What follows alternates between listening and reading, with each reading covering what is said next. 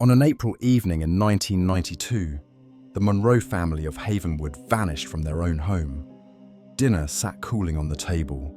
The television blared softly. The oven still hummed, left on. Everything was still there, except the family. As if they had simply evaporated. For 30 years, no one knew where they had gone or what had happened to them, until a demolition crew entered that abandoned house.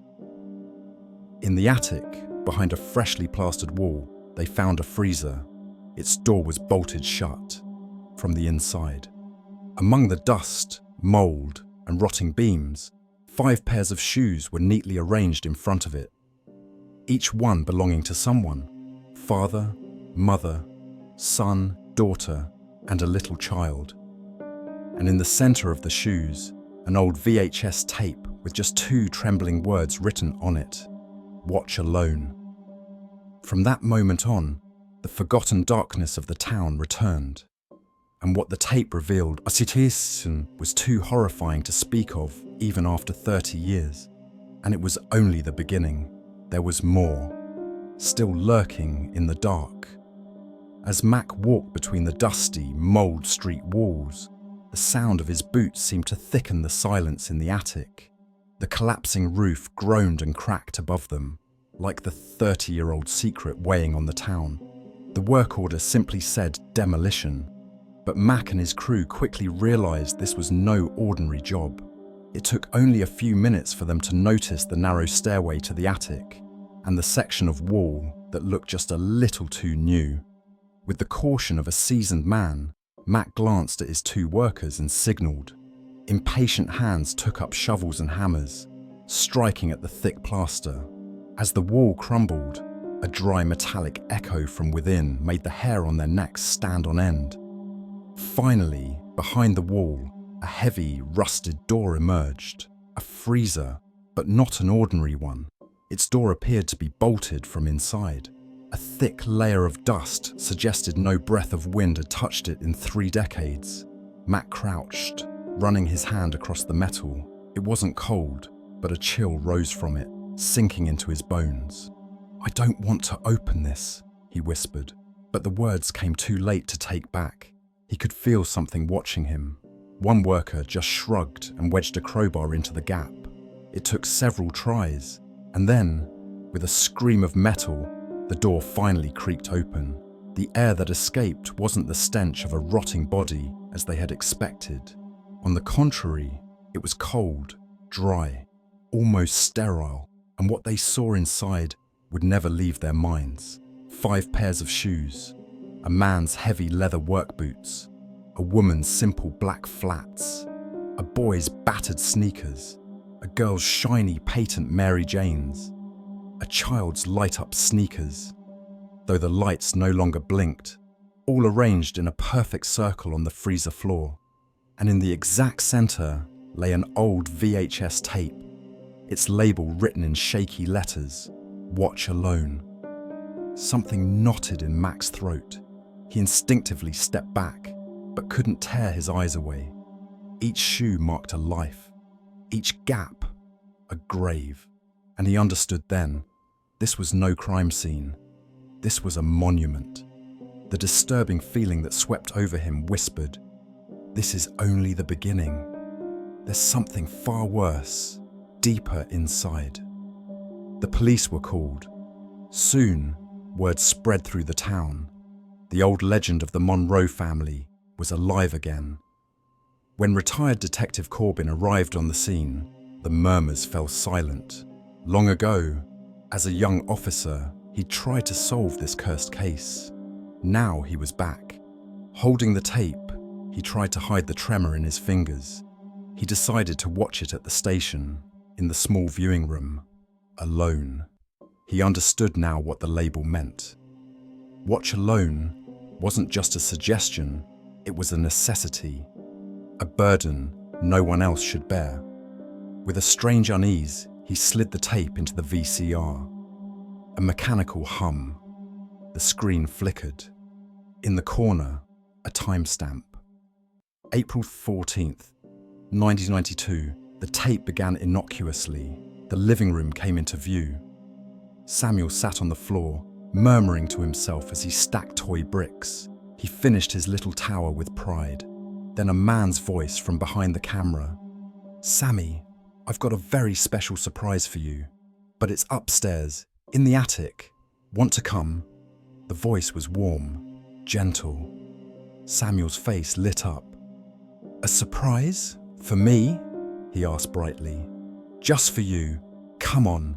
We've made a brand new club. The best one." Samuel left his toys and began walking toward the camera.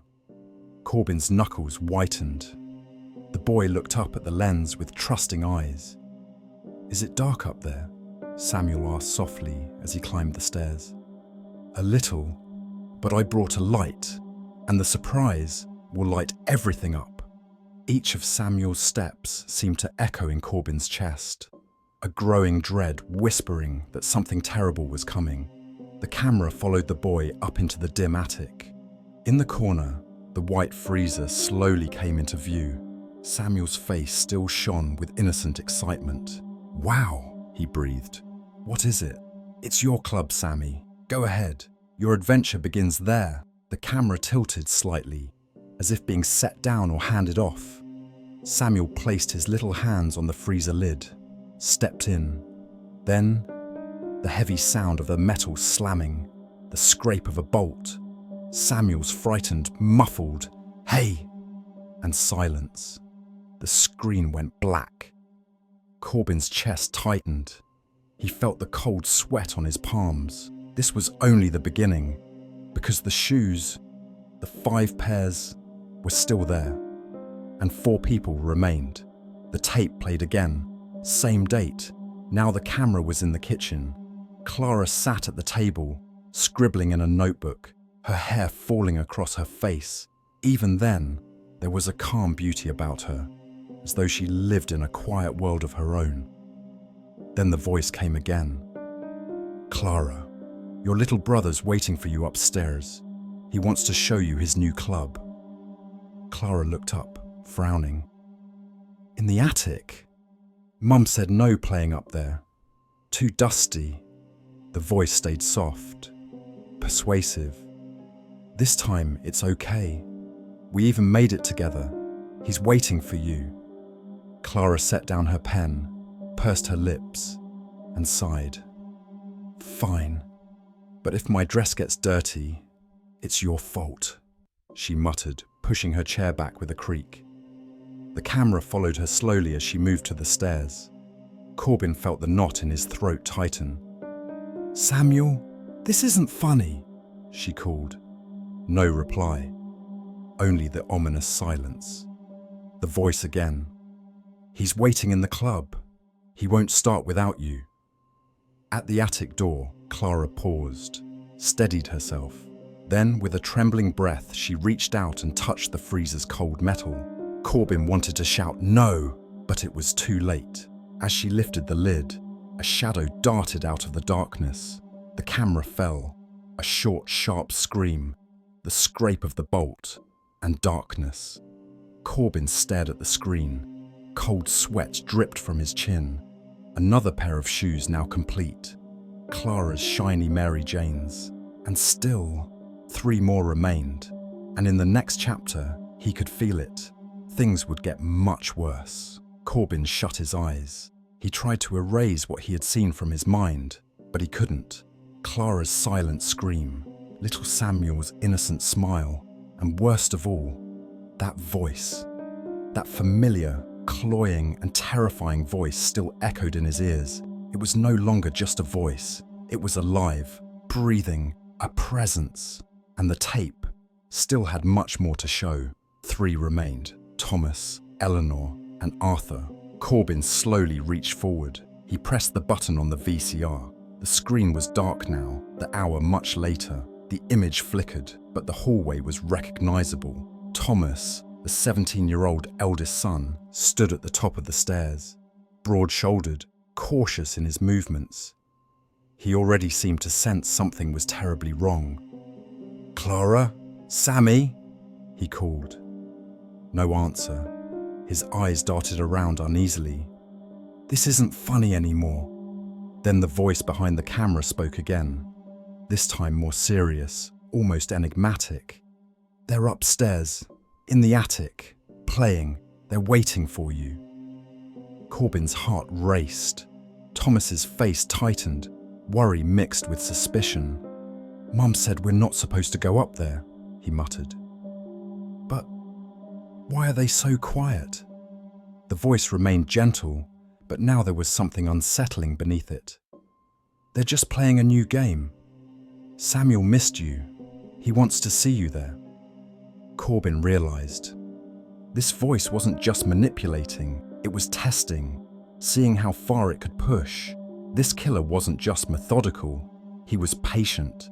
He had found a weakness in each family member, like a trap, and Thomas's was his protective instinct. Thomas let out a sharp breath, then started up the stairs, angry but curious. Fine, but if these kids get me in trouble, it's on you. The man behind the camera followed him step by step.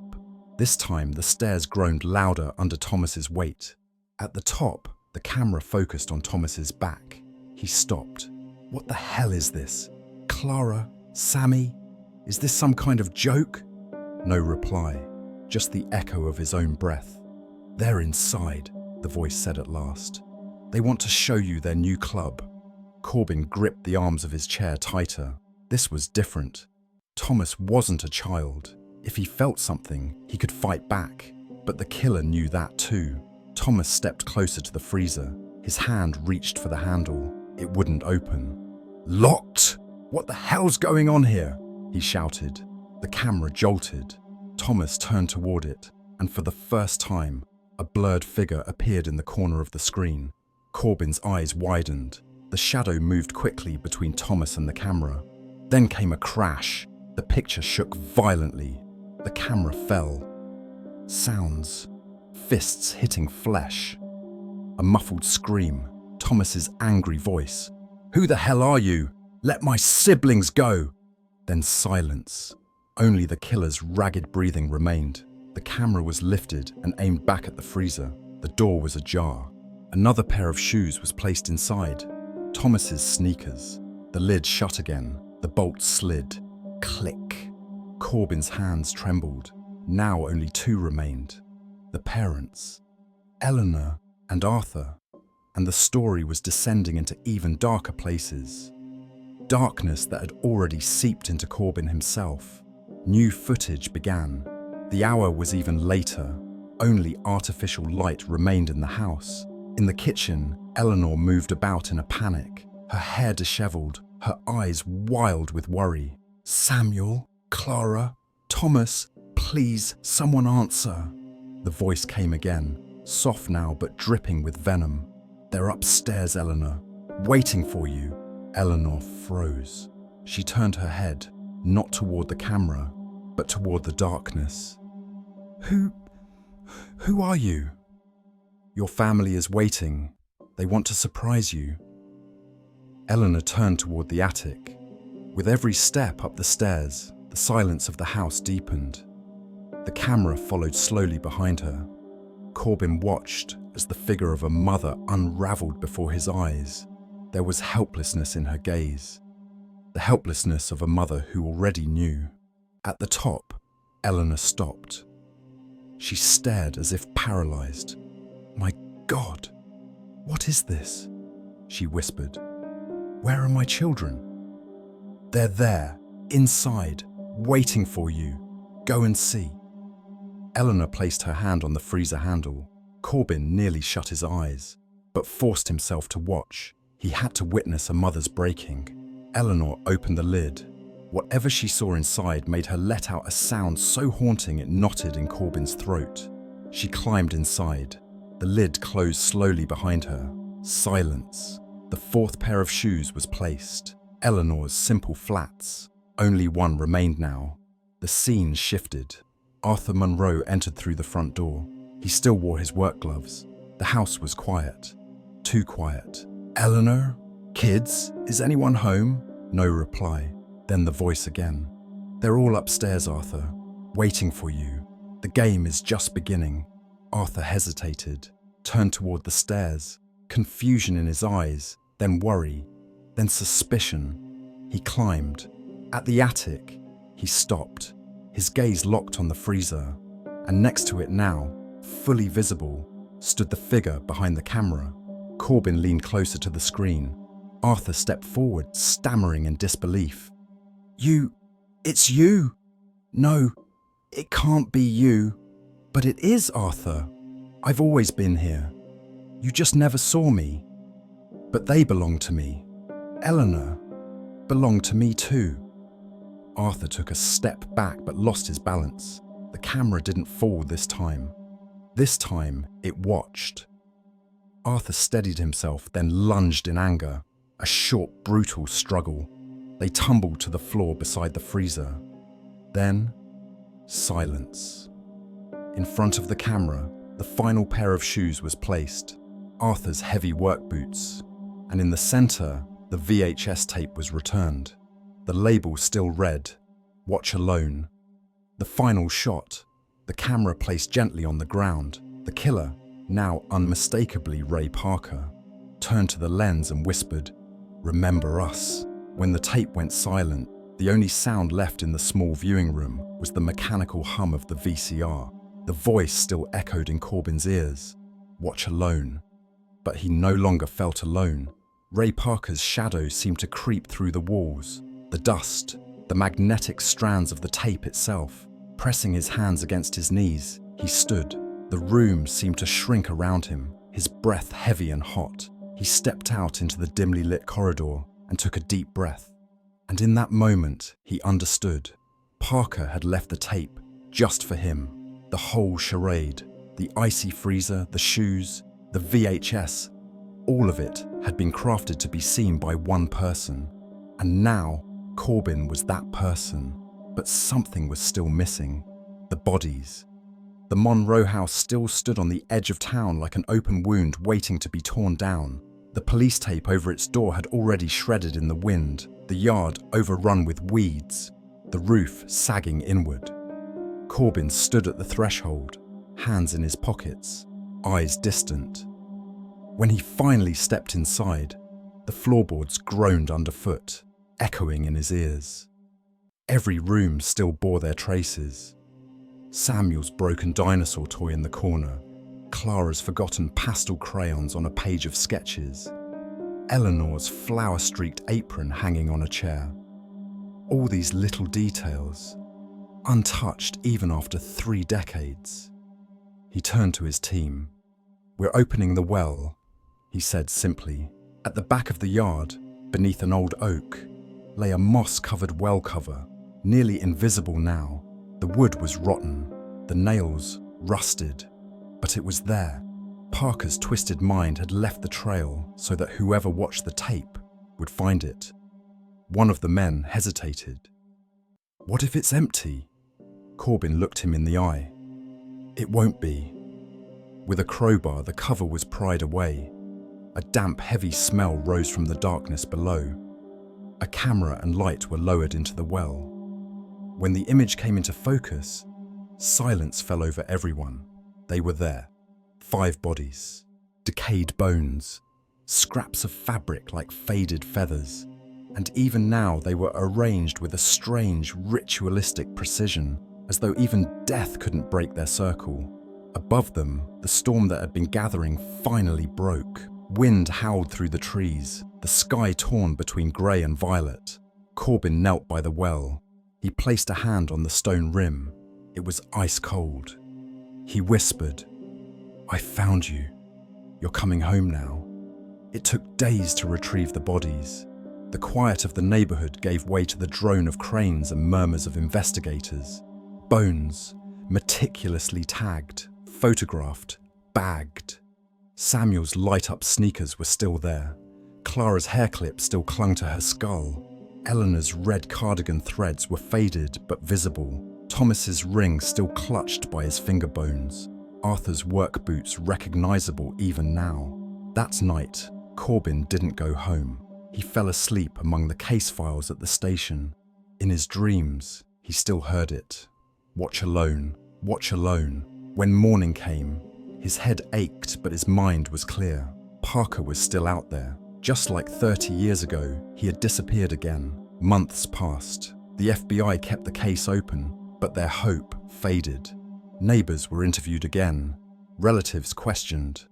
But Ray Parker had vanished like smoke. Then one day, Corbin found a small package in his mailbox. It bore only his name. Inside was a brand new, unworn pair of dark shoes and a note. "Thank you for watching. As long as you remember, we're here." Corbin crumpled the note into his pocket, then stared at the shoes for a long time.